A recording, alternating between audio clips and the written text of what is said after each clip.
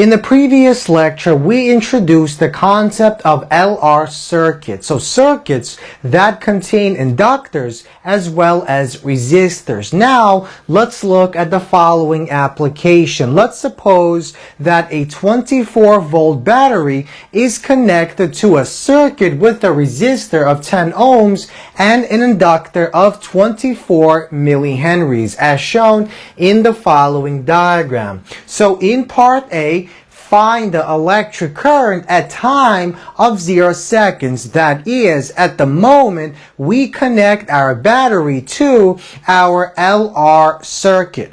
So in the previous lecture, we were able to derive the following equation. So this equation gives us the electric current I at any given moment in time after we connect our battery to our circuit. So the equation states that the electric current I is equal to the ratio of V naught divided by R multiplied by 1 minus E raised to the power of negative T divided by tau, where tau is our time constant. Now, V naught is simply the voltage on the battery and R is the resistance on our resistor. Now notice at a time of infinity, this quantity goes to 0. And if this is 0, then at an infinitely large time, our electric current has a maximum value equal to V naught divided by R. So in this part of our problem, we essentially want to calculate what our electric current is when the time is 0 seconds. So if t is equal to 0 seconds, then this quantity becomes 0 and e to the power of 0 becomes 1. So we have I is equal to V naught divided by R multiplied by 1 minus 1. This quantity is 0, and so our electric current at the moment we connect our battery is 0 amps. Now, why is that? Well, the reason that the electric current is 0 at a time of 0 seconds is because of the presence of our inductor. So our inductor has an inductance that essentially resists the change in current, and so the current cannot instantaneously jump from 0 to some quantity. So our inductance essentially induces an EMF which opposes the change in our magnetic flux. Let's move on to part B. What is the time constant in this case, and what does it represent? The time constant given by tau is simply the ratio of the inductance to our resistance, so L divided by R. So in this particular case, notice our L is given to be 24 millihenries. We divide this by 1,000 and that gives us 0.024 henries. Now our resistance is given to be 10 ohms.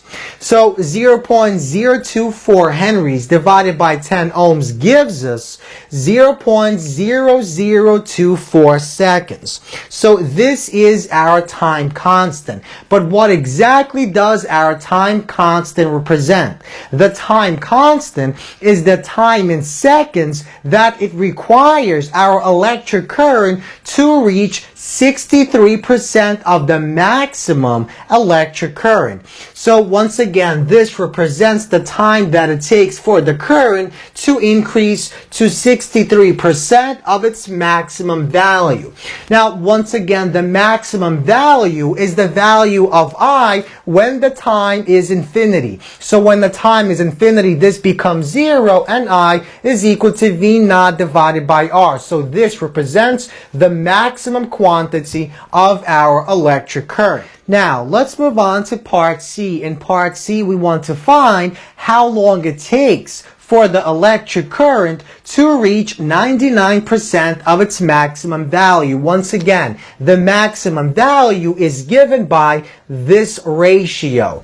So let's rewrite this equation. We get the following. Let's rearrange it into the following equation. So we have 1 minus I divided by V naught divided by divided by R, where this quantity represents our maximum electric current. So this is equal to e to the power of negative t divided by tau. So let's take the natural log of both sides and then let's solve for our t. We see that the time is equal to negative of the tau multiplied by the natural log of 1 minus the ratio of the electric current I divided by the maximum electric current.